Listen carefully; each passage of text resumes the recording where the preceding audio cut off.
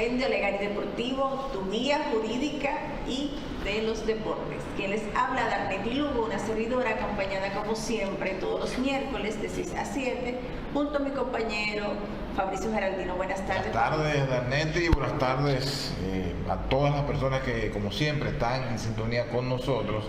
Y bueno, Darneti, muchas cosas de las cuales analizar y comentar como siempre en la jornada de hoy.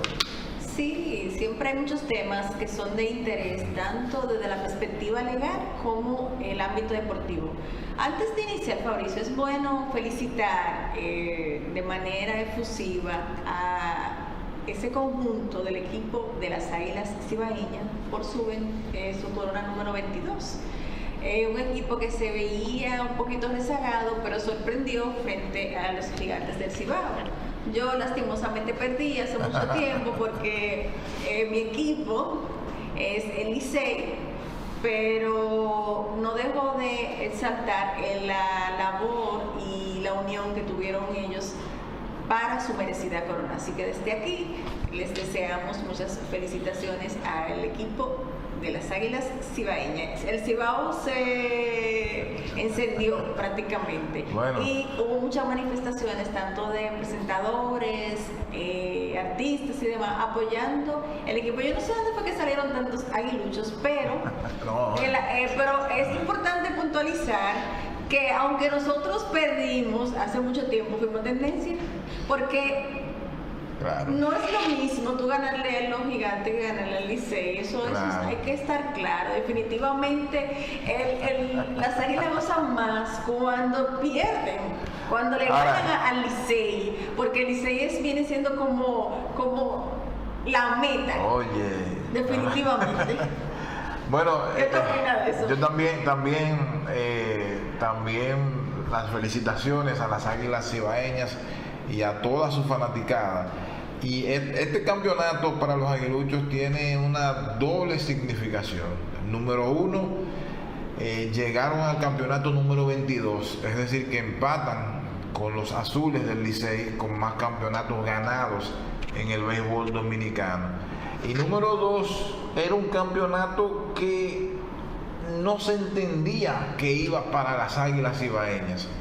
Águilas Cibaeñas no era el mejor equipo de los cuatro que llegaron a la semifinal. No era mejor equipo que los Toros, no eran mejor equipo que los Gigantes. Sin embargo, pudieron venir de un déficit 0-2 en la semifinal frente a los Toros del Este, ganaron un séptimo encuentro, vinieron de un 0-2 primero frente a los Gigantes y de un 3-1 después, ganaron ese séptimo encuentro. Entonces es un campeonato muy especial para la fanaticada aguilucha, sin lugar a dudas.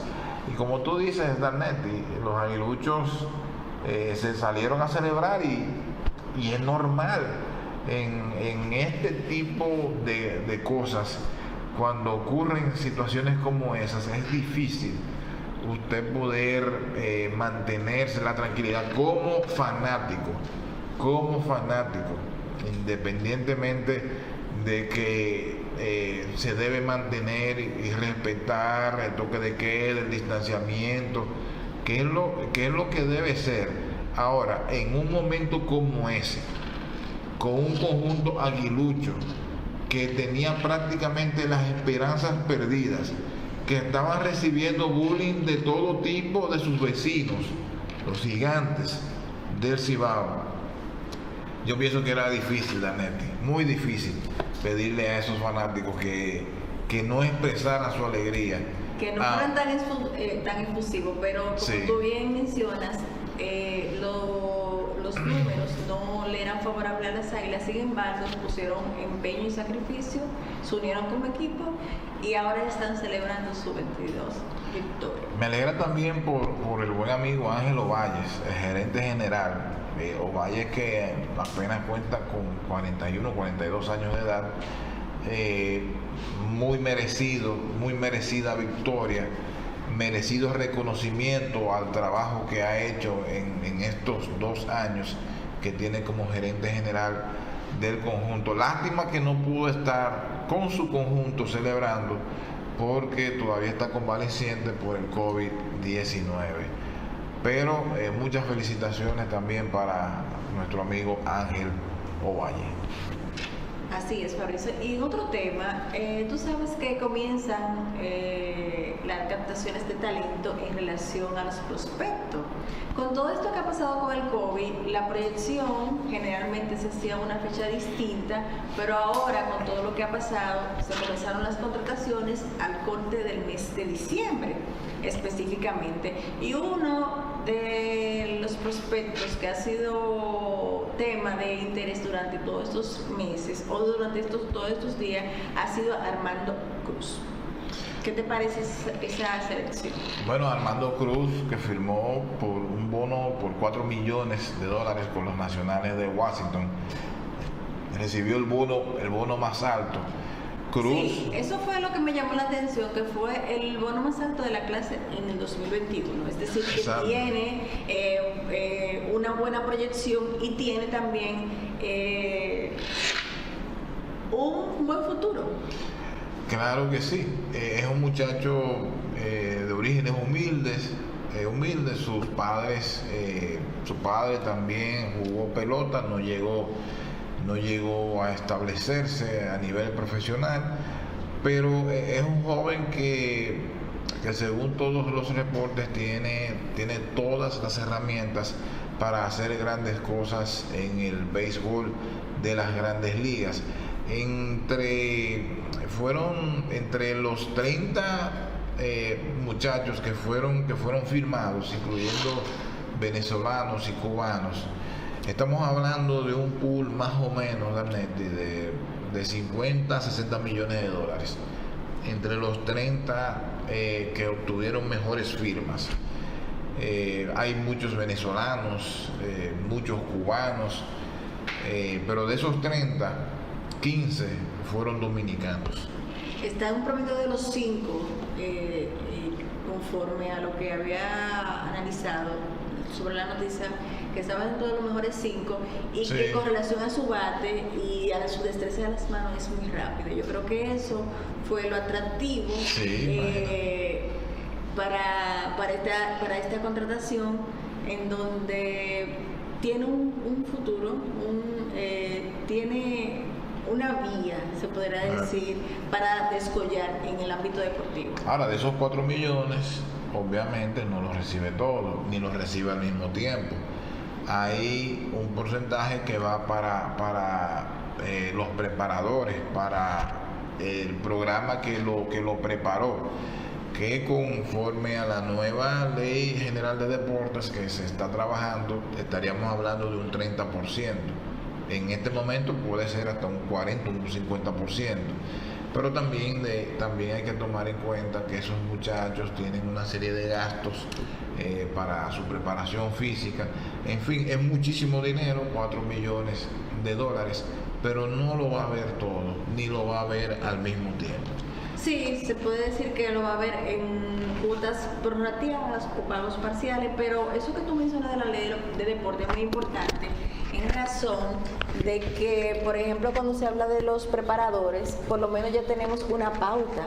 Sí. Tú sabes que a veces en ese proceso de contratación a veces le firmaban un poder de manera alterna a ese coach o a ese entrenador, y el porcentaje no era un 30, un 40, era hasta un 80% y un 90%. Usted lo sabe, y más de ahí. Y el prospecto lo que venía devengando a lo mejor un 5%, entonces exacto, prácticamente estaba trabajando para el coach. O sea que exacto, estamos avanzando y estamos institucionalizando lo relativo a las contrataciones. Claro. Y eso es importante, no solamente por el lado del joven, por el lado de la familia, sino también por el lado de los entrenadores que trabajan.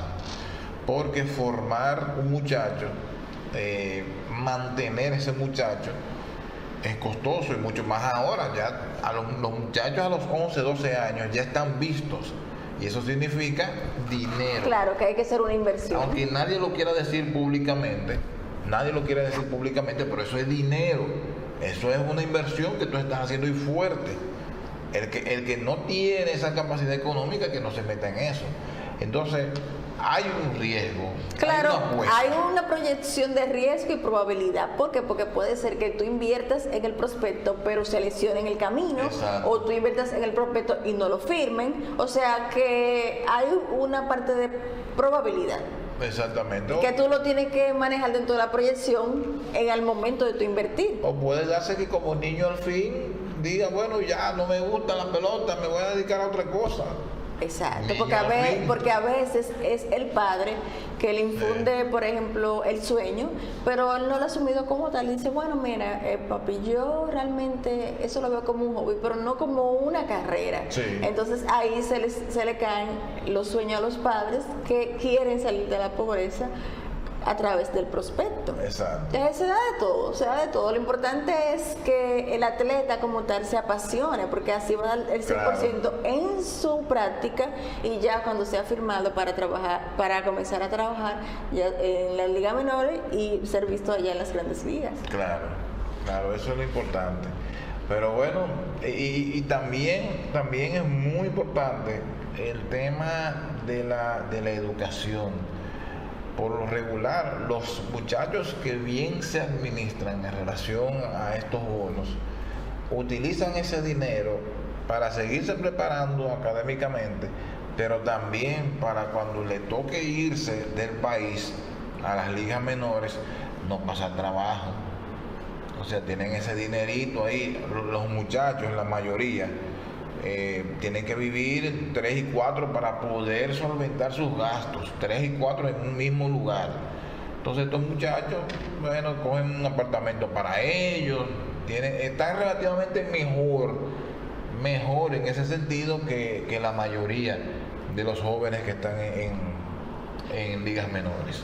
Sí, tú sabes, Fabricio, que con todo eso, aquí de hecho lo habíamos mencionado, en relación a los prospectos, cuando son firmados, que debe haber un acompañamiento desde la parte de la educación financiera, el acompañamiento psicológico, el manejo de las emociones. Sí. O sea, que sea un equipo interdisciplinario que pueda apoyar ese talento, porque por ejemplo una persona tan joven con tanto dinero va a querer salir, va a querer disfrutar su juventud. Entonces debe ir acompañado de un equipo que pueda formar su carácter y que pueda sacar lo mejor de esa persona como atleta, como profesional.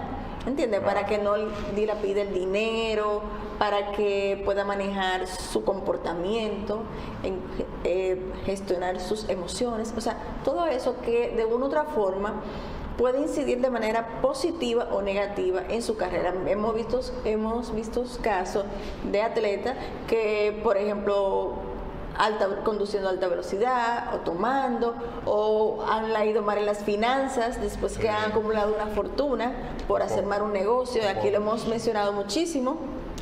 Por ejemplo, en el caso de Lugo, que ha tenido mala suerte en lo relativo a las gestiones de inversión, porque fue incluso objeto hasta de una estafa, y eso fue procesado en el tribunal.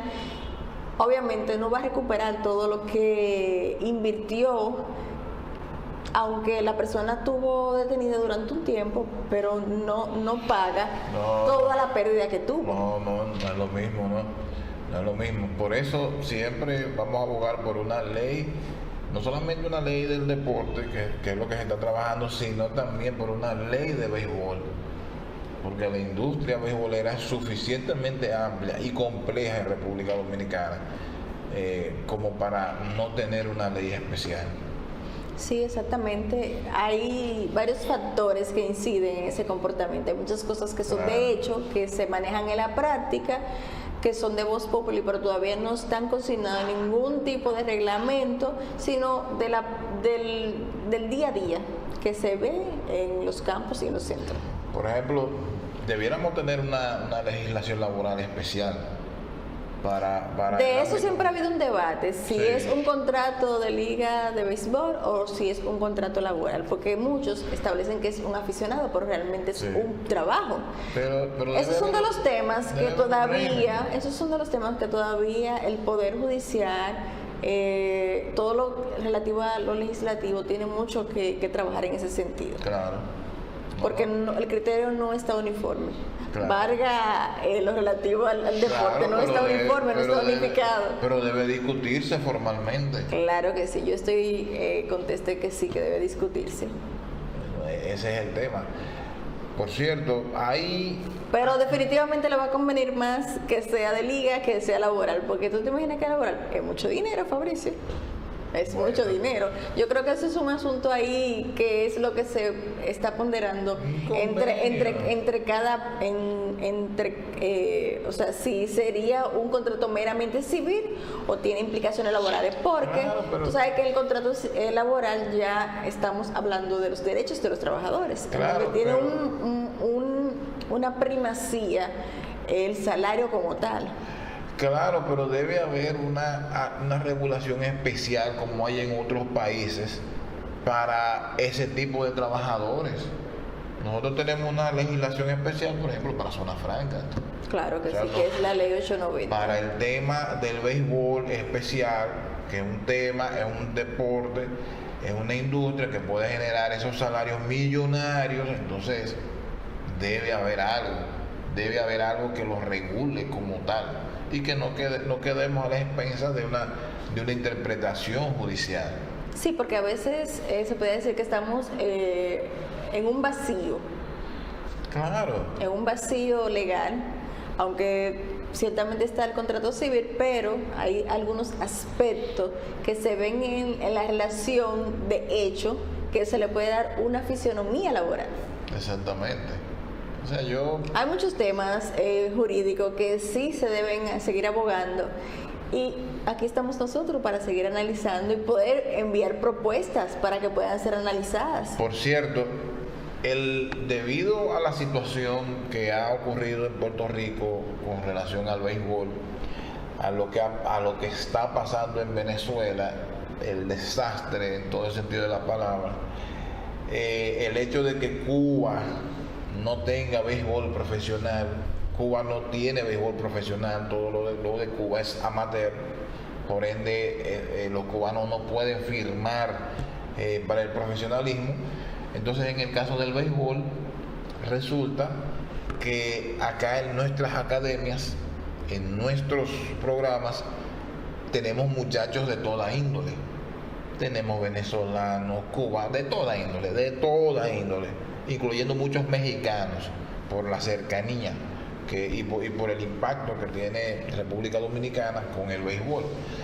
Entonces, ahora la competencia es mucho más feroz para tú conseguir una firma, mucho más feroz todavía. Por eso es que tú ves niños de 11 y 12 años ya compitiendo, porque es compitiendo que están para lograr una firma. Entonces, todas esas son cuestiones que debemos tomar en consideración, debemos tomar en cuenta, porque eso no puede seguir pasando debajo no podemos seguir observando todas estas cosas y no regularlo a través de una legislación o de los mecanismos legales pertinentes. Definitivamente tú sabes que con la situación de Venezuela han migrado muchos venezolanos al país y dentro de esos están los atletas, es decir, los jugadores. Claro. En el caso de Cuba, tú sabes que tiene una implicación político-social. Claro. Que imagínate tú, el cubano está a la expensa, ese atleta, de que todo tiene que ser a través del gobierno. No tiene esa autonomía de firmar ningún tipo de contrato porque ya su régimen no se lo permite. No, y como no tienen acuerdo firmado con MLB, un acuerdo que se iba a hacer antes o se iba a concretizar en el gobierno de Barack Obama, eso se echó para atrás en el gobierno de Donald Trump. Entonces, el cubano que quiere firmar para el profesionalismo tiene que hacerlo con la residencia de otro país, por eso es que muchos vienen para acá. Se estaba tramitando desde aquí. Se residen, exacto, son vistos aquí, obtienen la residencia dominicana y con la residencia dominicana es que consiguen contratos. Sí, te voy a decir una cosa, y por ejemplo, si el jugador entiende que tiene futuro y que puede llegar a la Grandes Ligas, va a hacer todo lo posible para salir, para no jugar amateur. Yo te voy a decir una cosa, Danetti, tú puedes ser todos los revolucionarios que tú quieras, todos los revolucionarios. Amar el sistema, pero los intereses. Pero desde que tú ves que un jugador que tiene menos talento que tú está ganando millones de dólares y tú posiblemente tienes problemas para pagar la casa o tienes problemas con el agua, tú no lo vas a pensar mucho. Tú te vas a quedar y vas a decir, bueno, República Dominicana, te amo, tú eres mi patria. Por eso es importante regular, como tú bien mencionas, todo ese tipo de contrataciones, porque hay una parte migratoria, primero, y segundo, todo lo social y político afecta de manera positiva o negativa el deporte. Mira cómo se ha visto con todo este proceso del COVID, que ha sido catastrófico para todos los sectores, y la parte del deporte no ha sido la excepción. Incluso en lo relativo a lo jurídico, con los contratos, con las suspensiones, con revalidar y revisar los nuevos contratos a futuro, porque eso fue un hecho que nunca se previó que iba a pasar. Entonces ya con todo esto hay que tomar en cuenta en los contratos nuevas cláusulas en función de lo que estamos viviendo hoy en día. Claro. Y es lo que está pasando. Bueno, es así. Tú sabes que hay una situación en la Liga Mexicana de Béisbol. México tiene dos ligas profesionales. La Liga Mexicana de Béisbol, que es la liga de béisbol profesional del verano, que es la que tiene acuerdos directos con MLB.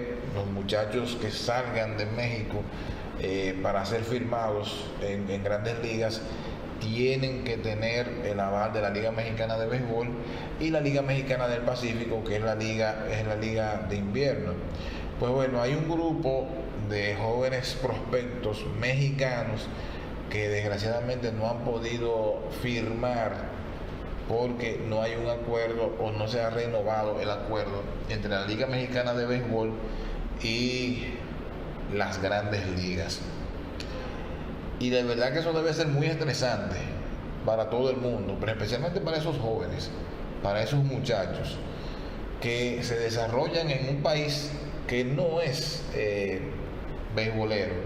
Aunque México tiene algunos estados en donde el béisbol es el deporte rey y algunos estados en donde el béisbol ha venido creciendo en los últimos años, y especialmente ahora que tienen un presidente beisbolero, pero debe ser muy frustrante para esos jóvenes no poder conseguir esa firma, esa tan anhelada firma, por una cuestión administrativa. Ojalá se pueda resolver esa situación. Como tú bien dices, el béisbol mexicano se ha crecido en los últimos años. Generalmente cuando hablaban de deporte en México se refería específicamente al fútbol, sí, pero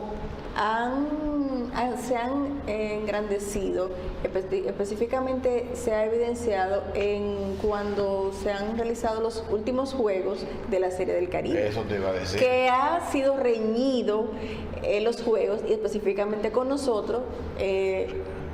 Sí. Hemos jugado de nivel a nivel, o sea, en los mismos niveles, es decir, que ellos se han crecido como jugadores y están importantizando el béisbol. No, y tú lo ves porque cada año vemos más jugadores mexicanos en grandes ligas. Sí. Por ejemplo, este año hay que destacar la participación de Julio Urías, lanzador de los Dodgers, también de Víctor González, entre otros. O sea que el deporte del béisbol en México ha estado creciendo. Incluso antes yo no lo veía, ahora veo que hay cronistas, periodistas deportivos especializados en béisbol. Ha aumentado la fanaticada, los cronistas, el interés. Mira, esos juegos de la Serie de Caribe. Bueno, viajaron muchísimos mexicanos a apoyar a sus equipos. Bueno, que, por cierto, la Serie del Caribe será este año en Mazatlán, México. Sí. Y te apuesto que va a ser todo un éxito. Independientemente de que no se puede tener esa gran capacidad de fanáticos por lo que estamos viviendo, pero te apuesto que a nivel comercial ya debe ser un éxito. Es decir, que nosotros este año estaremos narrando desde México algún programa especial viendo las incidencias de la Serie del Caribe. Con Dios mediante. Así será. Y otro punto, Fabricio, ¿qué es lo que está pasando con estas demandas de la clase A los Astros? ¿Qué es lo que está pasando? Bueno, tú sabes que MLB, las Grandes Ligas, no renovó el contrato de afiliación con el conjunto de franquicias que representan las ligas menores. Es decir, MLB se desafilió por completo y asumió directamente el esquema relacionado con ligas menores. Porque lo que ocurría anteriormente es que los equipos de Grandes Ligas hacían un contrato, por ejemplo, con Darnetti Lugo, la Academia Darnetti Lugo, como equipo profesional de un pueblo X de los Estados Unidos. Y bueno, entonces cada vez que los equipos de un equipo X tenía la necesidad de adiestrar, de fomentar a un jugador, lo enviaba ahí. Entonces el equipo le daba un dinero a esa franquicia. Esa franquicia también ponía algo de infraestructura, que los bates, por ejemplo. Y bueno, y eso ocurrió durante décadas. Sin embargo, MLB entendía que se mal manejaba mucho dinero en ese esquema, y por eso decidió desafiliarse, asumir directamente todo lo que tiene que ver con esos gastos directamente, no a través de otros. Entonces, por eso algunas sucursales, algunas filiales de equipos de Grandes Ligas han decidido entablar demandas judiciales en contra de MLB y en contra de los equipos a los cuales estaban afiliados, tal cual es el caso de los Astros de Houston, porque esto representa para esas sucursales una pérdida de dinero importantísima, porque fue que le dijeron de buenas a primeras: mira, ya no te queremos, te fuiste. Habría que analizar los términos del contrato, sí, en cuanto a las cláusulas, pero yo entiendo que estos cambios y estas transformaciones en el ámbito deportivo ha incidido todo lo relativo a la pandemia, porque cuando venimos de una pérdida, de que se cerraron los estadios, de que la parte colateral de lo relativo a los juegos, dígase, por ejemplo, los que venden gorra, todo ese tipo de cosas, los suplidores y demás, tuvieron que hacer muchos recortes. Entonces es lógico que todo aquel que invierta revise sus números para decir qué le funciona y qué no. Pero hay que decir que antes de la pandemia ya MLB estaba visualizando recortar la cantidad de franquicias afiliadas en el sistema de ligas menores. MLB planteaba recortar por lo menos 40 de ellas con esa finalidad, es decir, tener menos muchachos que tú sabes que no van a llegar a Grandes Ligas, que no hay manera de que pisen un estadio de Grandes Ligas, eficientizar los gastos y al mismo tiempo potencializarlos. Es decir, monitorear los gastos y realmente analizar la cantidad de jóvenes que puedan tener el potencial para poder llegar a Grandes Ligas. Claro. Es decir, monitoreo controlo los gastos y reduzco de manera significativa las franquicias para yo tener el control y monitorear, valga la redundancia, todas aquellas que están afiliadas para ver cuál me está dando más rendimiento. Sin embargo, esto de una forma u otra contradice lo que ha sido el postulado histórico del béisbol, en este caso de Grandes Ligas, y es que el béisbol es un deporte para la familia, es un deporte para el desarrollo, para el crecimiento, y eso es lo que en parte justifica los salarios de miseria que tienen los jugadores de ligas menores que juegan muy especialmente en poblados aislados de los Estados Unidos. Entonces, el hacer esto de una forma u otra reivindica la lucha que desde hace mucho tiempo algunas instituciones han venido realizando para que se mejore ese esquema laboral que tienen los jugadores de ligas menores, que realmente son explotados, son maltratados, son salarios de miseria. Deplorables. Estamos hablando de un muchacho gana $3,000, $4,000 al mes. El que más gana posiblemente te gane $7,000, $8,000. Pero esos son casos excepcionales. Sí, habría que ver, como has mencionado, cuáles son los elementos que tenían esos contratos entre la MLB y esas ligas que estaban afiliadas, para ver la pertinencia de la demanda, donde va a ser apoderada, y nosotros desde aquí estar evaluando, o sea, analizando los pros y los contras de esa demanda, y a lo mejor cuál sería la decisión favorable o perjudicial que va a tomar el juez en este caso. Correcto. Y una noticia triste, Fabricio, ya que estamos en la última etapa del programa.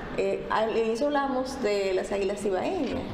Ahora, lastimosamente, falleció el señor Sánchez luego de que él había tenido un accidente en un yate. Sí. Estaba delicado de salud y específicamente se le habían afectado los pulmones. Estamos hablando de uno de los principales accionistas de las Águilas Cibaeñas, que por designio de Dios falleció. Es decir, se le complicó la salud y falleció. Se tenía mucha esperanza de que pudiera rebasar posterior a ese accidente esas implicaciones de salud que había tenido, pero lastimosamente no fue así. La verdad que es una pérdida fuerte para el béisbol dominicano en sentido general, no solamente para Águilas Cibaeñas. Luigi Sánchez fue por muchos años el comercializador de Águilas Cibaeñas.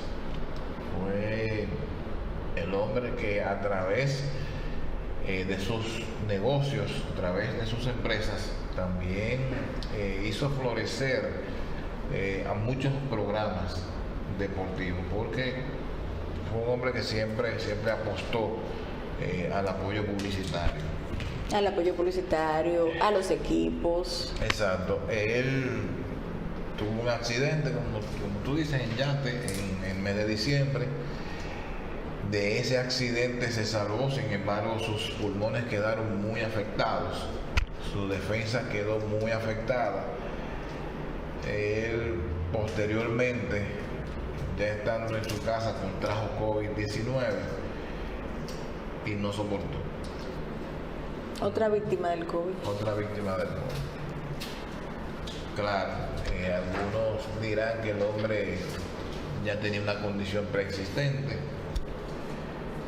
pero era un hombre relativamente joven. Un hombre lleno de vida, con muchas proyecciones. Mira, por ejemplo, esa victoria de las Águilas Cibaeñas. La fanaticada está muy triste, la ciudad de Santiago, o sea, con esta trágica noticia. Así que desde aquí fortalecen sus familiares y sentimos esa pérdida que ha tenido el deporte dominicano. Es así, es lamentable, y más lamentable aún el hecho de que muchas personas no tomen en serio la seriedad de esta enfermedad. Sí, yo entiendo que es un asunto de ignorancia, que nos hemos saciado, o sea, nos hemos cansado de hablar prácticamente de este tema y por más que tú lo digas, hay muchas personas que no lo entienden, que realmente el COVID es desgarrador para muchas familias que le han afectado. Sí. Yo, como te comentaba antes de iniciar el programa, de una persona que o sea, lo adquirió y luego la otra, o un familiar cercano, los dos lastimosamente perdieron la vida. O sea, es algo muy impactante y tenemos que seguir cuidándonos, tenemos que seguir tomando los protocolos indicados por los organismos de salud hasta que se pueda poner, o sea, hasta que se pueda poner la vacuna o se creen las condiciones, porque otro punto importante antes del cierre es que muchas personas se resisten a ponerse la vacuna, pero consumen otras cosas que son perjudiciales, beben, cleren, un sinnúmero de cosas. Tú dices, yo no me voy a poner la vacuna, pero come cosas que son nocivas y dañinas para su salud. Yo respeto la postura de cada quien, de todo el mundo. Ahora, tú te bebes una aspirina y esa aspirina puede tener reacciones adversas. Claro, nosotros venimos a ti te vacunaron contra el polio, a mí también. Claro. O sea, con muchísimas vacunas que en ese momento surgieron para atacar un virus específico. En nuestra época era el polio y todo ese tipo de cosas. Danette, hasta que te saquen una muela, hasta eso puede tener complicaciones. Todo. O sea, todo. Si tú te llevas de las complicaciones que puede tener algo simple, tú no vas a hacer nada.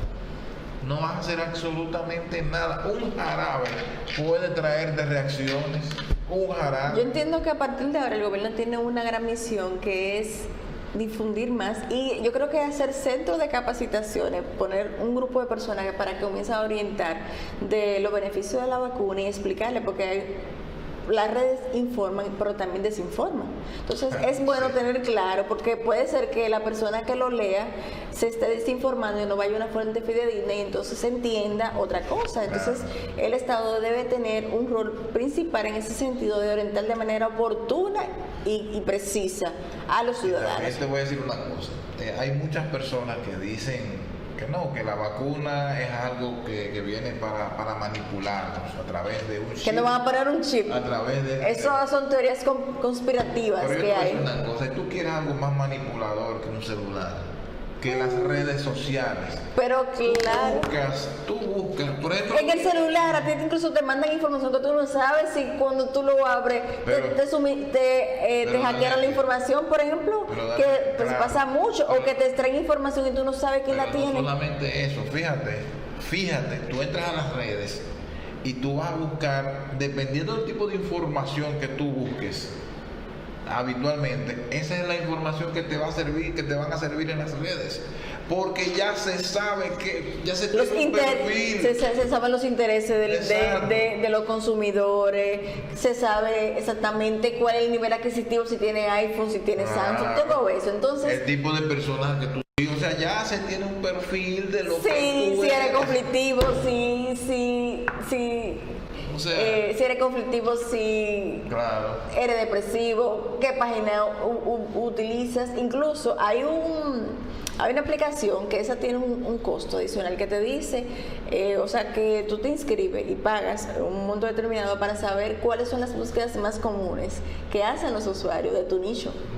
Es así.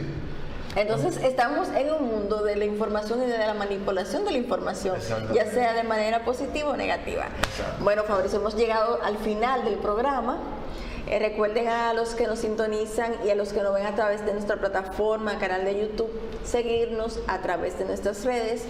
Fabricio Geraldino 123, Darneti Lugo, tanto en Facebook, Instagram y Twitter. Compendio Legal RD, también donde estaremos subiendo contenido interesante, de valor, analizando lo más relevante, lo más puntual del ámbito jurídico y vinculado al deporte. Siempre hay temas de que hablar, de analizar en relación a estos dos ejes, en donde el deporte tiene un papel protagónico, pero siempre debe ir acompañado de la legalidad. Y para eso estamos nosotros, Fabricio Geraldini y una servidora, hablando de derecho vinculado al deporte. Bye bye. Hasta la próxima.